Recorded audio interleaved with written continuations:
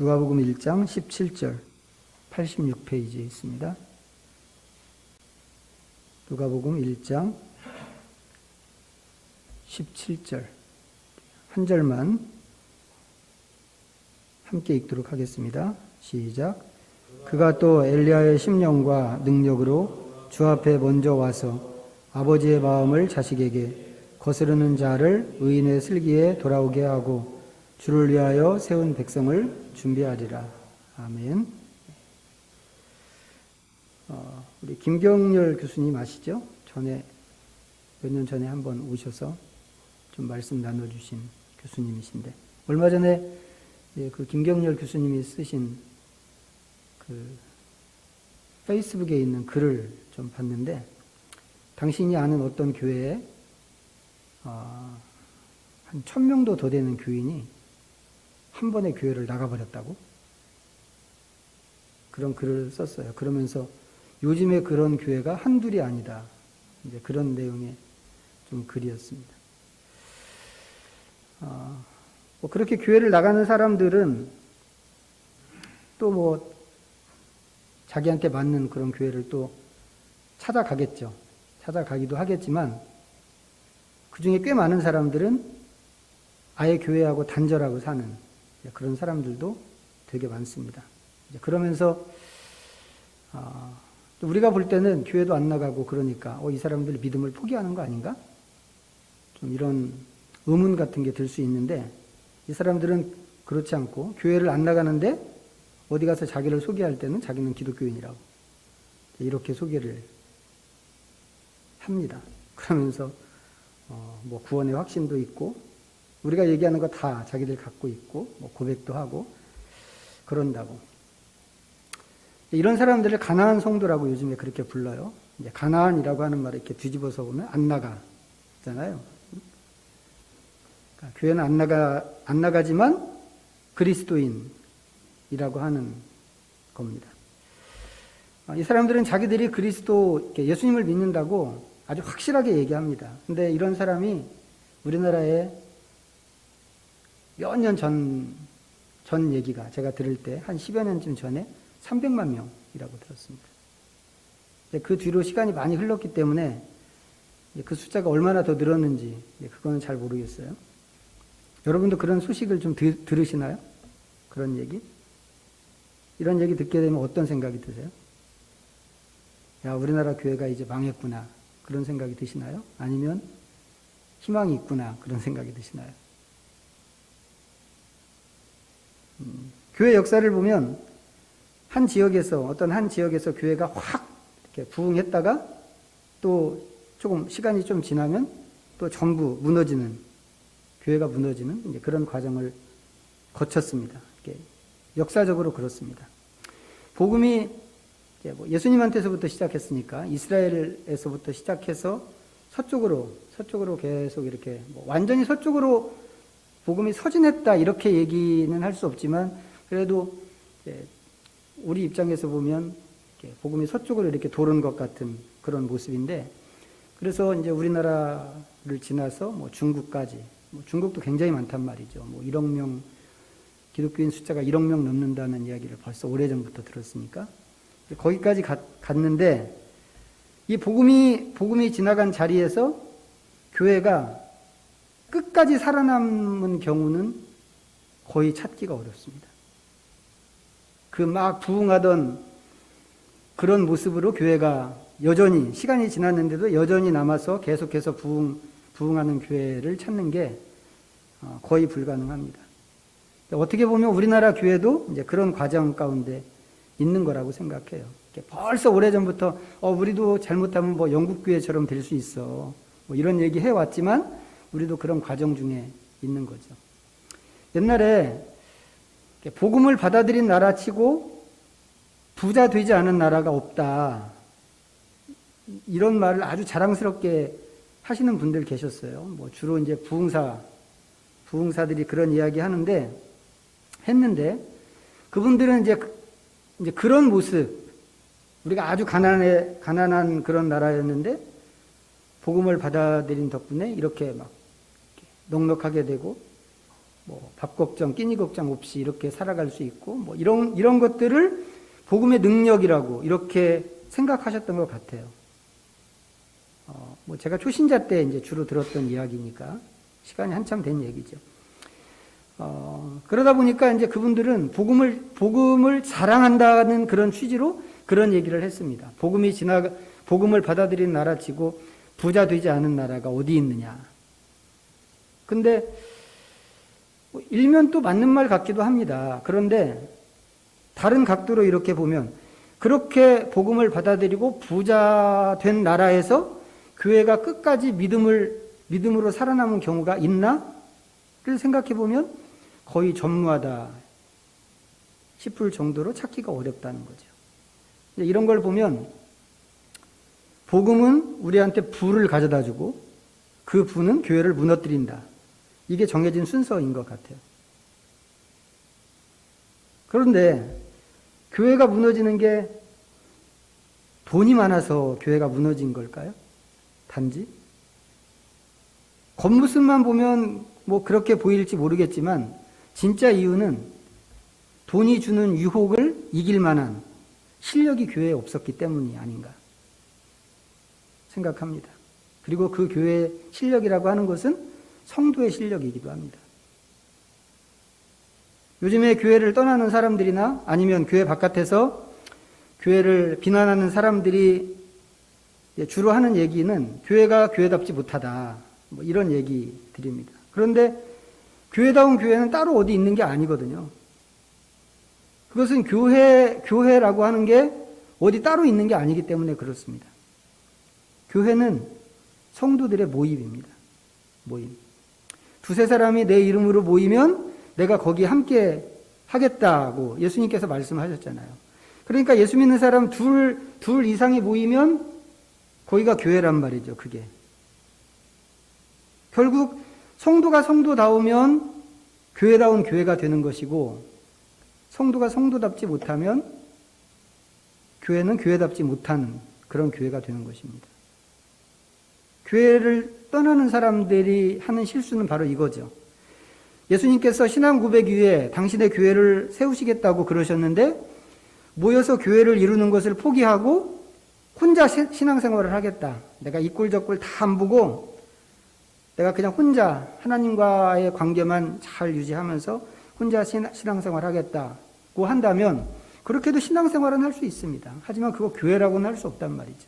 그렇게 되면 하나님께서 교회를 통해서 하시려고 하는 일은 물 건너가게 되는 것이다 라고 하는 겁니다. 그러면 그 교회를 교회답게 하기 위해서는 성도가 성도다워져야 된다고 하는 게 답인데 성도의 성도다움이란 그럼 어떤 것일까? 우리 에베소서 5장 한번 보겠습니다. 에베소서 5장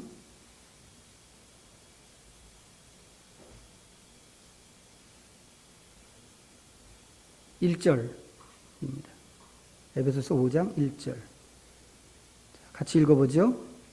그러므로 사랑을 받는 자녀같이 너희는 하나님을 본받는 자가 되고, 성도답다고 하는 것은 그리스도의 이름으로 무슨 큰 업적을 이루는 게 아니란 말이죠. 단지 아버지를 닮은 자녀가 되는 것입니다. 그게 성도란 말이죠. 자식이 부모를 닮는 거 너무 당연한 거잖아요. 겉으로 드러나는 그런 외형만 닮는 게 아니고 이 내면의 성품도 닮죠. 자식은 부모의. 심지어는 걸음걸이. 뒤에서 보면 아유, 지 아버지하고 똑같네. 우리 그런 얘기 종종 한단 말이죠. 응? 부모님이 다 훌륭한 거 아니잖아요. 부모님이 가진 안 좋은 거 있습니다. 안 좋은 거 있고 우리 어머니 아버지가 갖고 있는 것 중에 내가 싫어하는 모습들. 그럼 내가 싫어하면 나한테는 그게 없어야 할 것 같은데 없는 게 마땅한데 내가 싫어하니까. 근데 그런 것까지도 아주 빼다 박은 것처럼 우리한테 그게 나타난단 말이죠.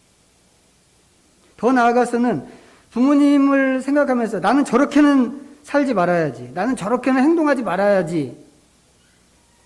라고 할 때도 있는데 그런 모습도 내 안에서 불쑥불쑥 튀어나오는 경우들이 많다고 하는 게 사실입니다. 그 정도로 자식은 부모를 닮게 돼 있고 안 닮으면 오히려 그게 이상한 거란 말이죠. 우리는 예수님을 믿고 하나님의 자녀가 되었고 하나님을 아버지라고 부르게 됐습니다. 그렇다면 자식으로서 아버지를 닮는 것은 너무 당연한 일이다 라고 하는 거고, 그게 성도다운 모습이다 라고 하는 겁니다. 문제는 뭔가요? 그 아버지가, 닮아야 되는 아버지가 안 보인다는 거죠.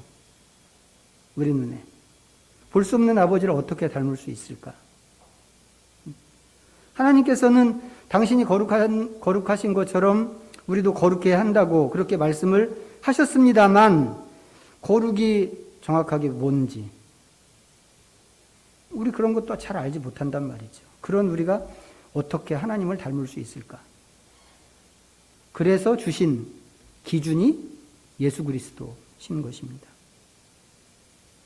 예수님은 하나님과 하나이시고 예수님을 본 것은 곧 하나님을 본 것이라는 말씀을 우리가 알고 있는데, 하나님께서는 우리의 목표를 그래서 아들의 형상을 이루는 것으로 정하셨죠.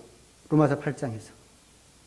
예수 그리스도의 장성한 분량이 충만한 데까지 자라가라고 말씀을 하시기도 하셨습니다. 또 에베소서에서. 이거 무슨 얘기인가? 이런 얘기는 다 우리의 내면, 속사람이 그렇게 되어야 된다라고 하는 것입니다. 겉모습이 아니라 우리의 속사람이. 그리스도인으로서 눈에 보이는 세상에서 분명히 할 일들이 있습니다. 사회 봉사라든지 아니면 눈에 보이는 전도라든지 우리가 이 세상에서 해야 할 일도 있지만, 무엇보다도 우리가 해야 할 가장 중요한 일은 우리의 내면을 살피는 거란 말이죠. 그걸 알아야 됩니다. 내 속사람이 잘 자라고 있는지, 작년에 비해서 얼마나 컸는지, 이런 것들을 살피고 쫓아갈 수 있어야 된다는 것이죠. 기준이 뭐라고요? 예수 그리스도. 주일 예배에서 우리가 거의 복음서를 읽고 있는데, 복음서를 읽는 이유도 그런 것이죠. 복음서는 예수님이 복음이잖아요. 예수님이 복음이고 예수님의 행적을 기록한 책이기 때문에 복음서라고 이렇게 이름을 붙였는데, 이 복음서가 예수님의 생애를 기록한, 행적을 기록한 책이기 때문에 주일 예배에서 우리가 복음서를 보는 겁니다. 그리고 교회력을 따라가는 것도 예수님께 집중하기 위해서 그렇게 하는 거죠.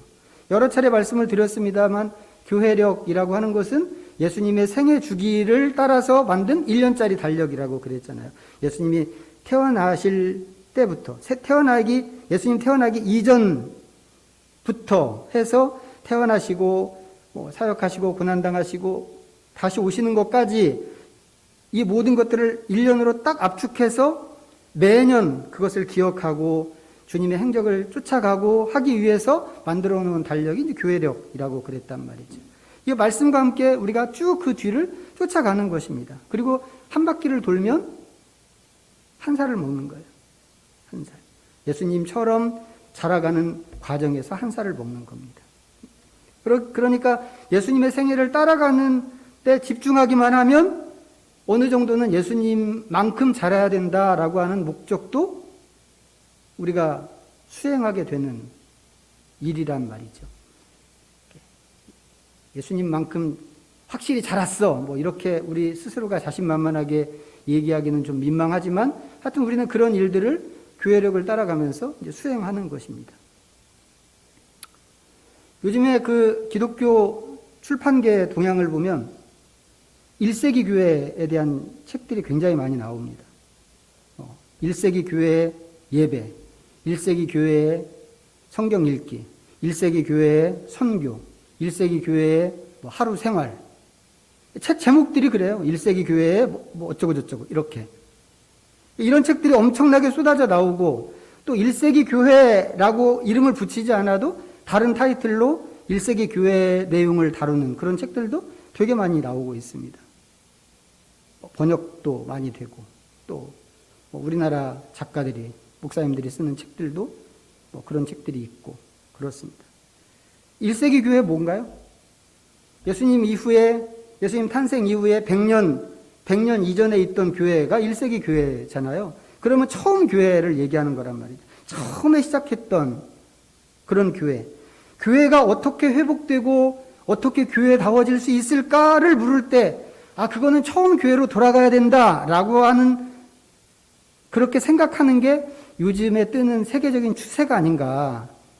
출판 동향을 보면 그런 생각을 하게 됩니다. 그런데 그때 그 교회들이 뭐 했나 보니까 성경 많이 읽고 예수님의 생애를 따라갔다고 하는 것입니다. 겨우 그거? 우리가 생각할 때는 그런 생각이 들어요. 겨우 그거? 성경 읽고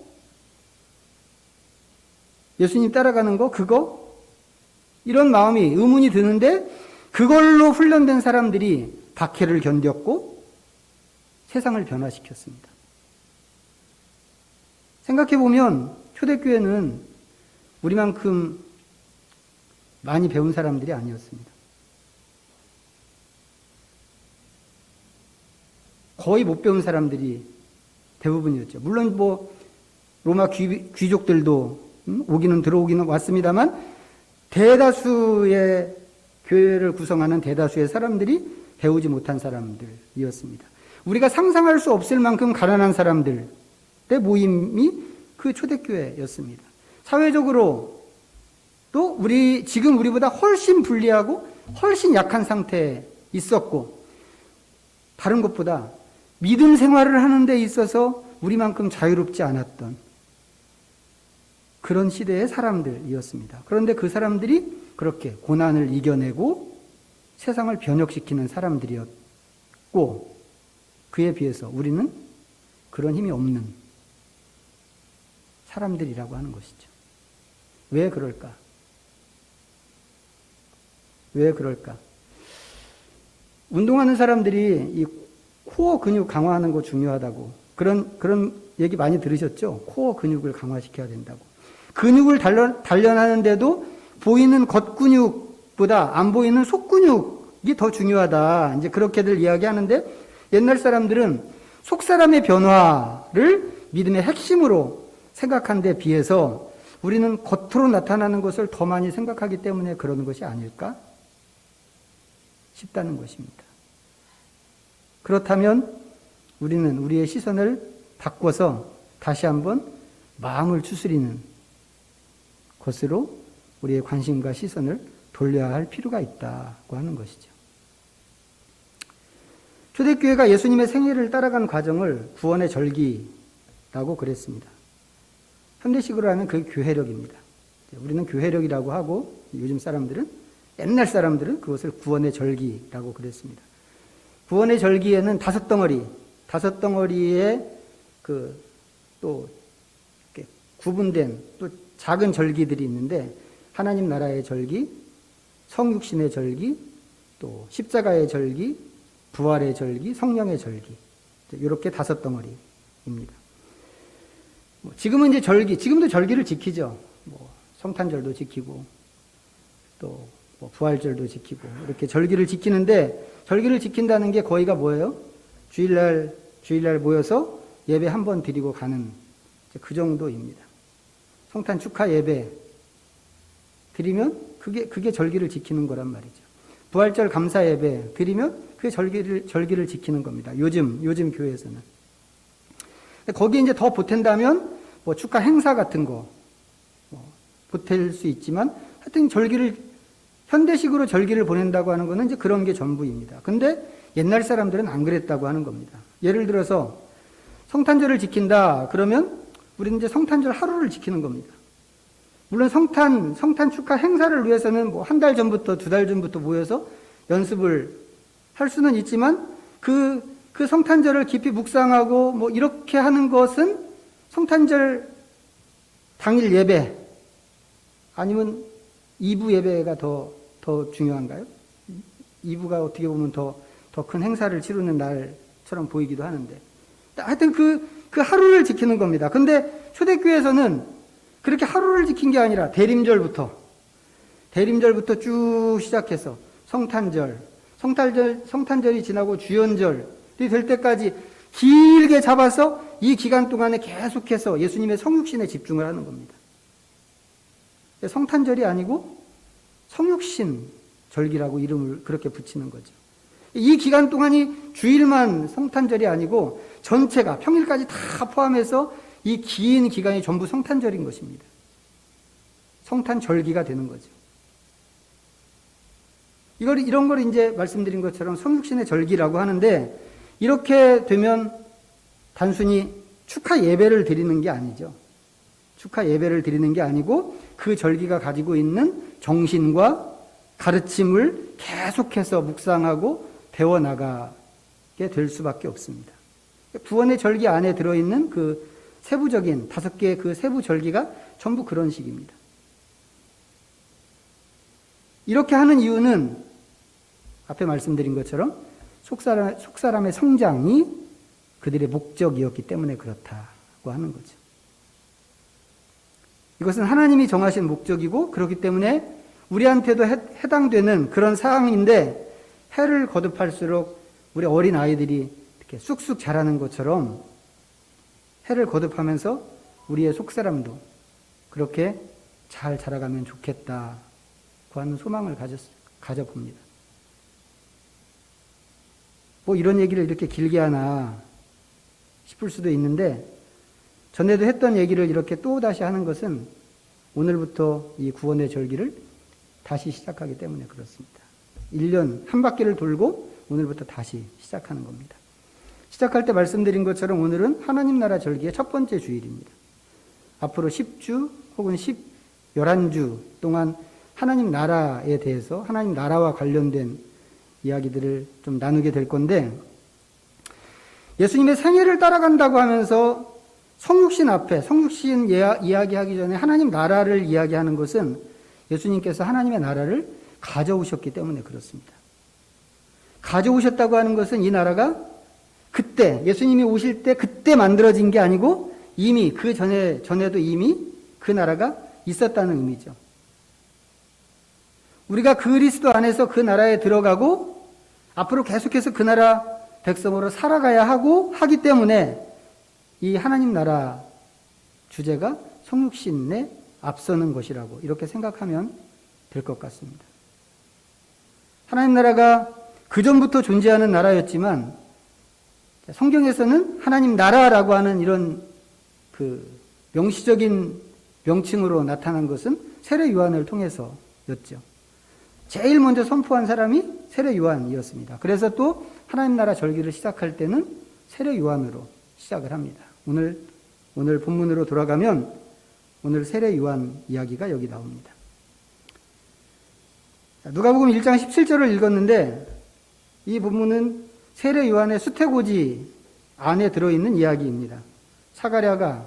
요한의 아버지 사가랴가 제사장 직분을 수행할 때 천사가 나타나서 아들을 낳을 것을 예고했죠. 예고했는데 그 아들이 어떤 사람이 될 것인가를 이렇게 전해준 겁니다. 오늘 읽은 그 본문 말씀대로.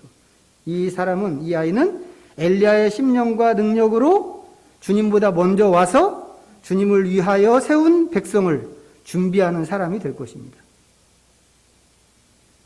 요약적으로 말씀드린다면 그렇단 말이죠. 근데 천사가 전해준 이 예고는 아주 정확하게 구약 성경에서 예언된 말씀입니다. 찾아보시죠. 말라기 4장입니다. 구약 성경 1330면.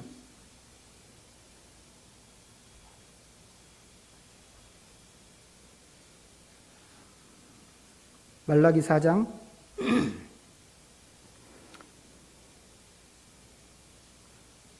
5절과 6절입니다.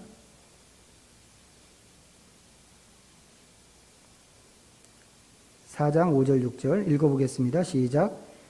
보라, 여호와의 크고 두려운 날이 이르기 전에 내가 선지자 엘리야를 너희에게 보내리니 그가 아버지의 마음을 자녀에게로 돌이키게 하고 자녀들의 마음을 그들의 아버지에게로 돌이키게 하리라. 돌이키지 아니하면 두렵건대 내가 와서 저주로 그 땅을 칠까 하노라 하시니라.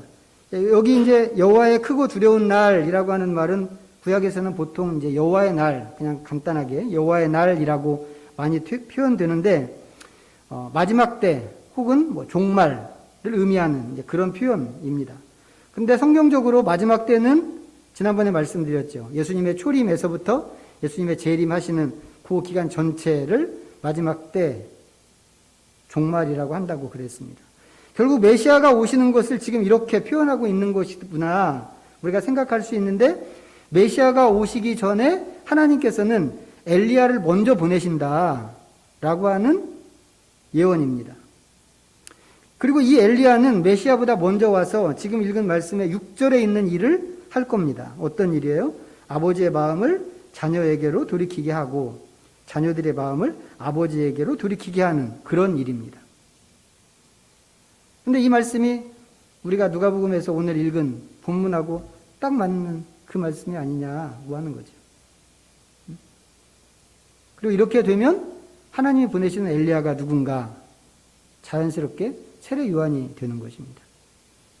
마태복음 17장으로 한번 가서 보죠.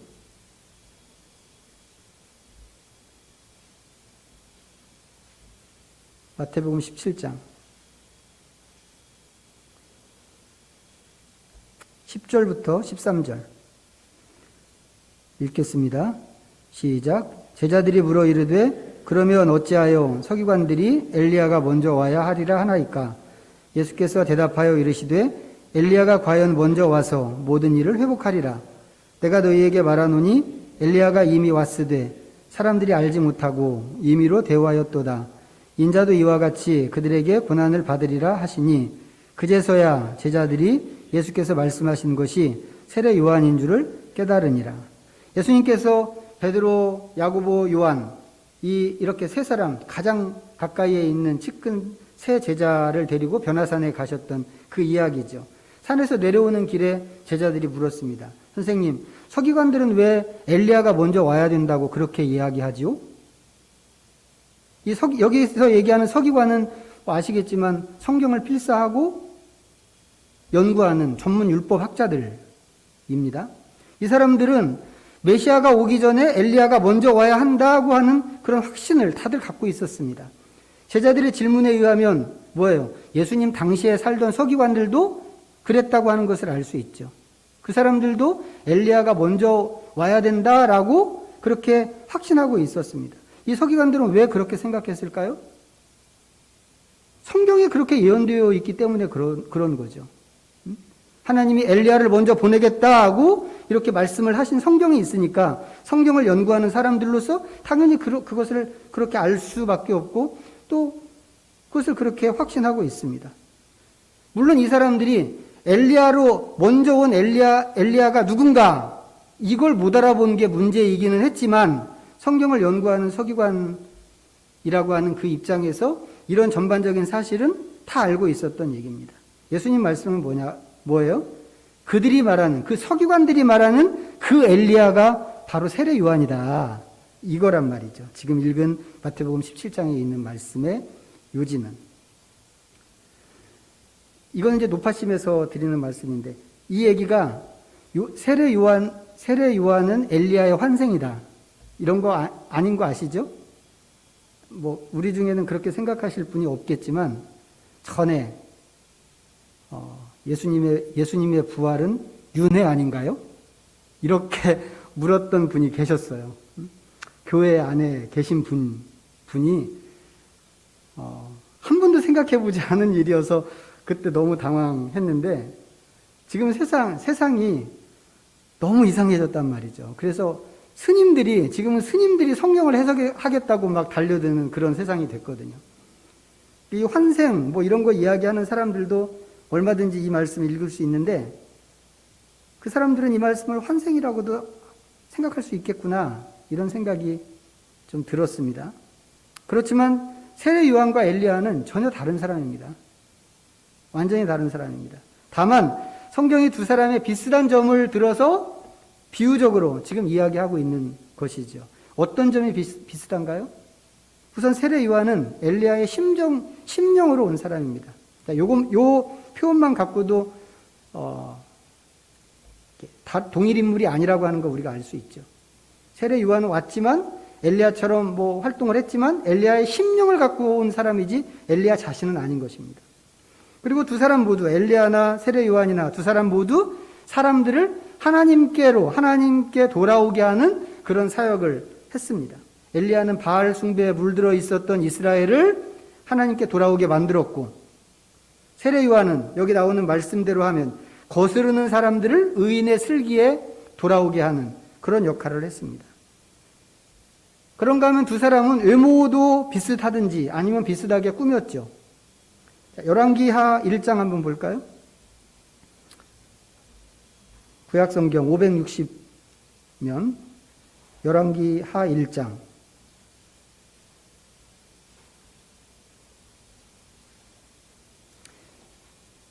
7절과 8절입니다.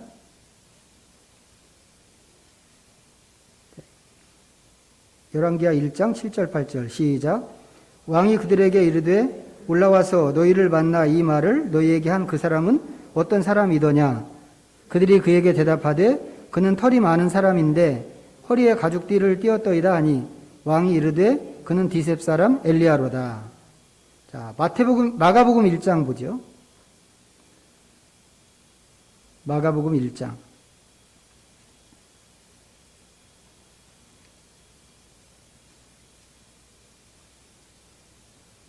6절 1장 6절 자, 읽습니다. 한 절만 시작. 요한은 낙탈털 옷을 입고 허리에 가죽띠를 띠고 메뚜기와 석청을 먹더라. 엘리야는 일단 몸에 털이 많은 사람이었습니다.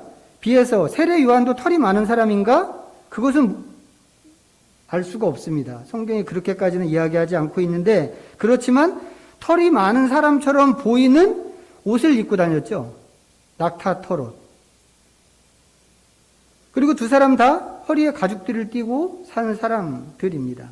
이런 것을 보면 외모로든지 아니면 그들이 했던 일이라든지 이런 것들을 볼 때 세례 요한이 엘리야인 것은 분명한 사실인 것 같습니다. 그런데 특이한 게 한 가지 있습니다. 자, 요한복음 1장으로 한번 잠깐 가서 보시죠.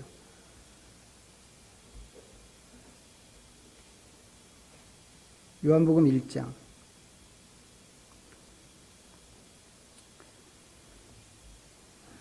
19절부터 23절 읽겠습니다. 시작. 유대인들이 예루살렘에서 제사장들과 레위인들을 요한에게 보내어 내가 누구냐 물을 때에 요한의 증언이 이러하니라. 요한이 드러내어 말하고 숨기지 아니하니 드러내어 하는 말이 나는 그리스도가 아니라 한데 또 묻되 그러면 누구냐 내가 엘리야냐 이르되 나는 아니라 또 묻되 내가 그 선지자냐 대답하되 아니라 또 말하되 누구냐 우리를 보낸 이들에게 대답하게 하라. 너는 내게 대하여 무엇이라 하느냐 이르되 나는 선지자 이사야의 말과 같이 주의 길을 곧게 하라고 광야에서 외치는 자의 소리로라 하니라. 이 세례 요한의 모습이 너무 특이하고 또 사는 모습도 예사롭지 않고 그가 하는 일도 또 그렇고 해서 사람들이 물었습니다. 물었는데 딱 두 가지 물었어요. 두 가지. 하나는 네가 엘리야냐? 이거 하나 하고 또 하나는 네가 그 선지자냐? 라고 하는 질문. 이렇게 두 가지 질문을 했습니다. 그 선지자라고 하는 것은 성경에 예언되어 있는 그 메시아를 이야기하는 겁니다. 이게 당시에 이스라엘 사람들이 갖고 있었던 두 가지 대망 사상이었단 말이죠. 엘리야 대망, 또 메시아 대망. 궁극적으로는 메시아를 기다리는 겁니다. 메시아를 기다리는 것이지만 메시아가 오기 위해서는 그 전에 엘리야가 꼭 와야 하니까 엘리야도 기다리는 거란 말이죠. 이 질문도 그렇게 두 개만 질문을 한 겁니다. 그런데 지금 읽은 말씀해 보니까 세례 요한이 아니라고 그런단 말이죠. 엘리야냐라고 물었는데 아니라고 그랬습니다. 그 대신 자기는 미리 와서 준비하는 사람이라고 대답을 그렇게 대신했습니다. 이거 너무 이상하단 말이죠. 성경이 메시아 앞에 오는 엘리야에 대해서 분명히 이야기하는데 세례 요한은 왜 자기가 엘리야가 아니라고 그랬을까? 저는 이거 답을 찾는 게 너무 어려웠어요. 아무리 머리를 움켜쥐고 씨름을 해도 이 세례 요한이 왜 그랬지? 이거 이해를 할 수 없었는데, 독일의 게르하르트 마이어라고 하는 그 학자분이 아이디어를 주셨어요. 그가 엘리야로 살았는가, 과연 세례 요한이 엘리야로 살았는가 하는 것은 그의 삶을 다 살고 죽은 다음에 평가되어야 하는 것이기 때문에 그렇다고. 이런 거죠. 세례 요한은 살아 있을 때도 인기 엄청 좋은 그런 사람이었지만, 죽은 다음에도 인기가 식을 줄을 모르는 그런 사람이었어요. 그런 선지자였습니다. 그렇기 때문에 세례 요한이라고 하더라도 자칫 그 사람들의 환호와 추종과 그 인기와 박수에 자칫 넘어질 수 있었고, 그렇기 때문에 자기는 엘리야라고 딱 확정지어서 이야기하지 않았다고 하는 것입니다. 다만 살아있는 동안 자기가 무엇을 위해서 존재하는지 자기 역할에 대해서만큼은 잊어버리지 않았다고 얘기했습니다. 제가 이 대목, 왜 세례 요한이 엘리야냐고 묻는 질문에 아니라고 이렇게 대답했는지에 대해서 납득이 되는 더 좋은 해석을 찾을 때까지는 이 해석이 좋다고 생각이 됩니다. 좋은 아이디어인 것 같아요.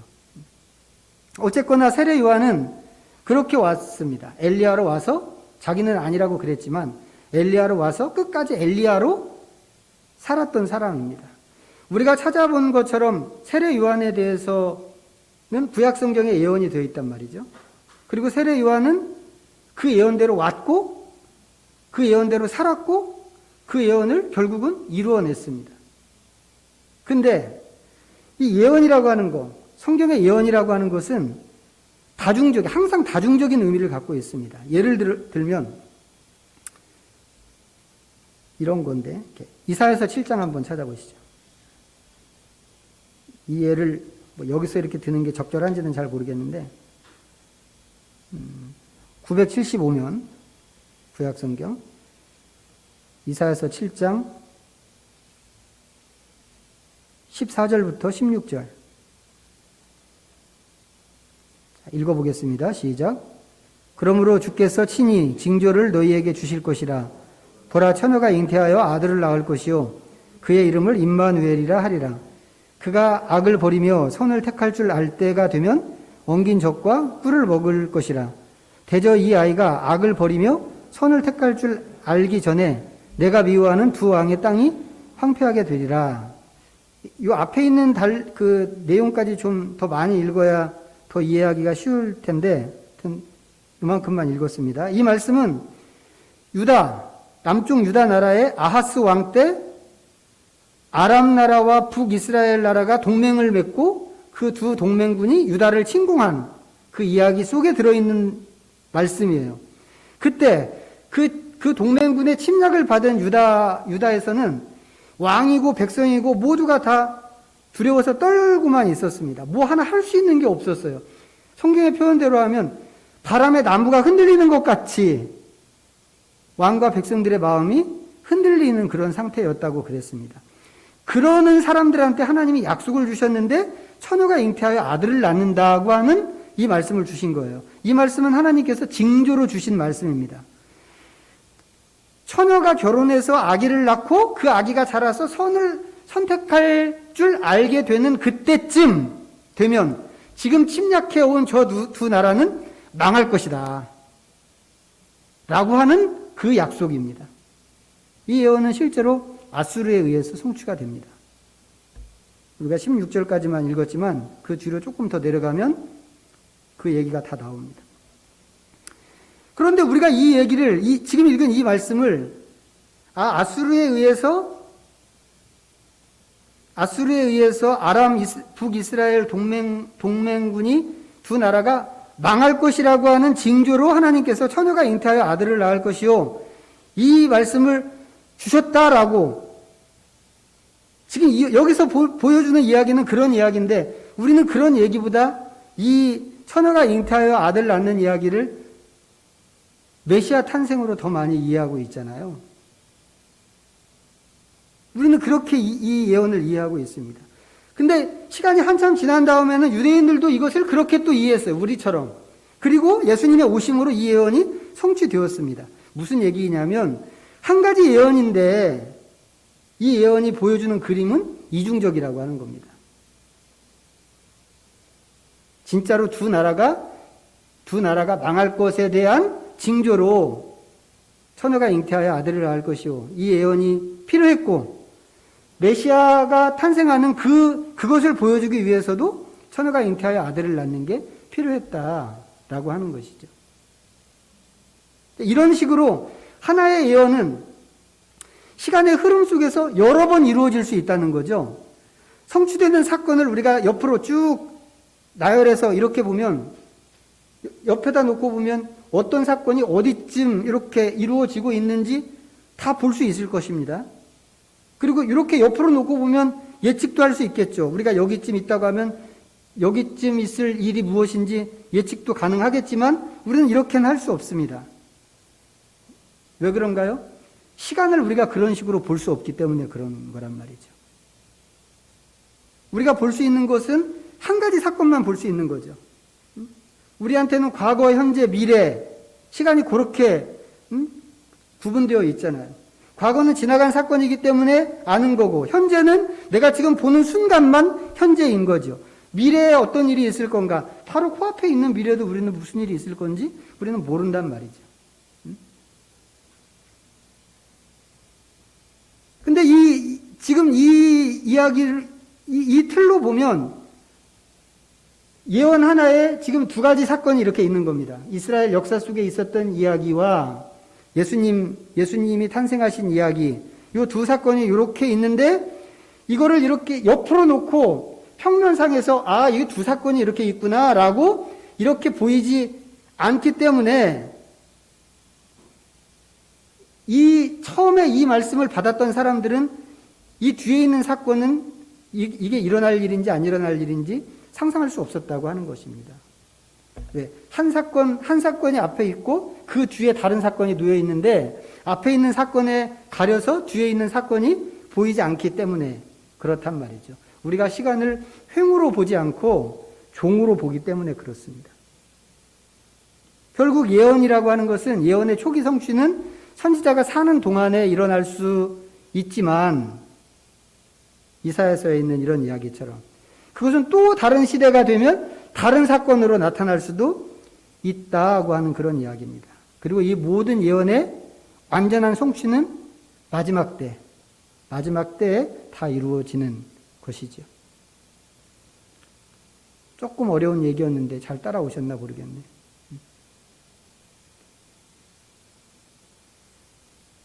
하나님께서 메시아의 오심을 준비하는 엘리야에 대해서 말씀을 하셨습니다. 근데 세례 요한이 와서 그 역할을 잘 수행했습니다. 그런데 예수님의 오심은 한 번이 아니고 두 번이죠. 왜 두 번인지 이해하시나요? 모르는 눈빛인데? 아니, 예수님이 두 번 오셔? 예수님 초림이 있고 예수님 재림이 있단 말이죠. 예수님 오시는 건 두 번이에요. 두 번인데, 이 사건이 한 번도 안 지나간 그 시점에서 살던 사람들은 예수님의 오심이 두 번이라고 하는 것을 전혀 몰랐을 거라는 말이죠. 메시아가 오셔라고 하는 그 말씀만 들었을 때 그냥 메시아는 한 번 오는 것으로 다 끝나는 일이라고 생각했을 수도 있습니다. 그런 확률이 더 크죠. 근데 이 사건이 한 번 지나갔기 때문에, 우리한테는 한 번 지나갔기 때문에 우리는 예수님의 오심이 두 번이라고 하는 것을 우리는 알게 된 겁니다. 오늘 말씀드리고 싶은 것은 뭐냐면, 그래서 주님의 첫 번째 오심에는 세례 요한이 와서 이 엘리야 역할을 잘 수행했는데, 두 번째 오실 때는 이 역할을 누가 해야 할까 하는 것입니다. 누가 해야 하겠어요? 우리가 해야 한단 말이죠. 우리 각자가 해야 합니다. 세례 요한은 광야에서 외치는 자의 소리였습니다. 아까 이사야서 읽을 때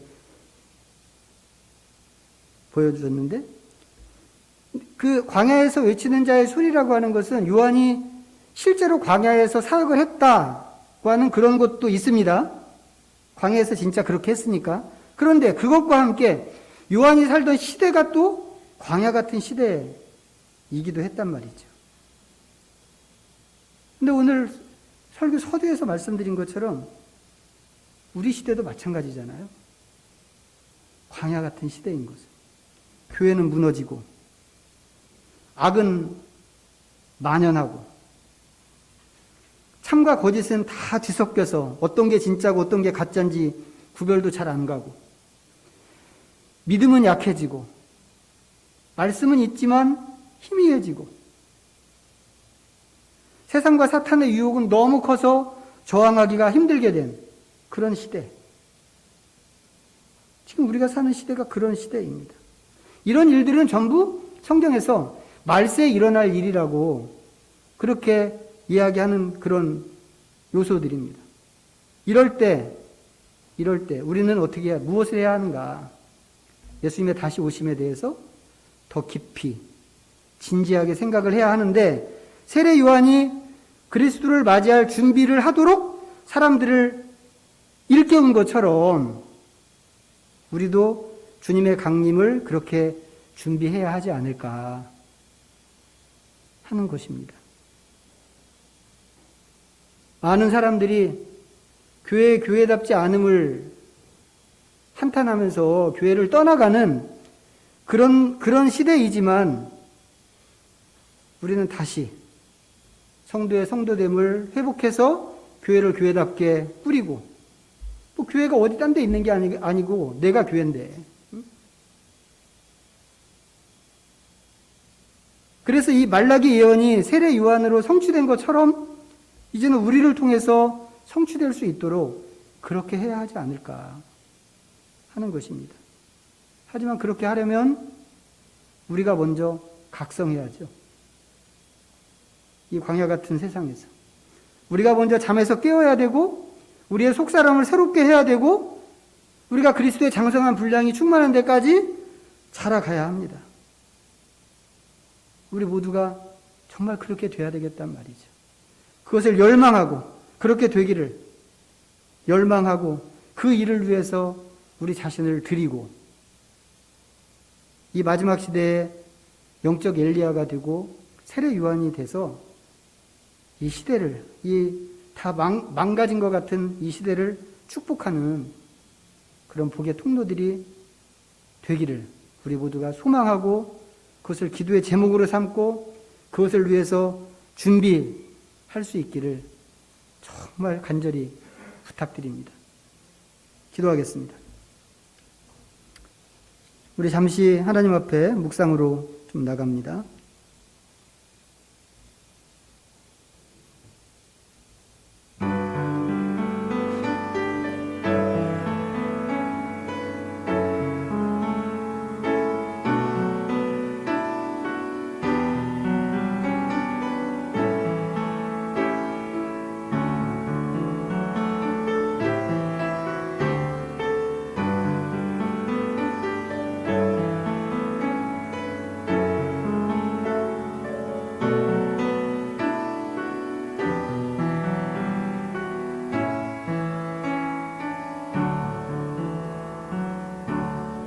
하나님 아버지, 지금은 주님께서 초림으로 오시던 때와 비슷한 시기입니다. 하나님을 말하는 종교는 있지만 그 핵심은 무너지고, 하나님의 약속과 말씀은 있지만 말씀을 대하는 태도는 척박한 광야와 같은 그런 시대입니다. 그럴 때 세례 요한이 그 시대를 축복한 것처럼 우리는 우리 시대를 축복하는 통로가 되기를 원합니다. 주님 다시 오실 시기가 무르익은 이때 주님의 오심을 준비하게 하시옵소서. 이 일을 위하여 우리의 속사람을 새롭게 하시고 하나님을 충분히 닮게 하셔서 시대가 잃어버린 성도의 모습을 되찾고 바른 교회로 회복되게 하시옵소서. 예수님의 이름으로 기도하옵나이다.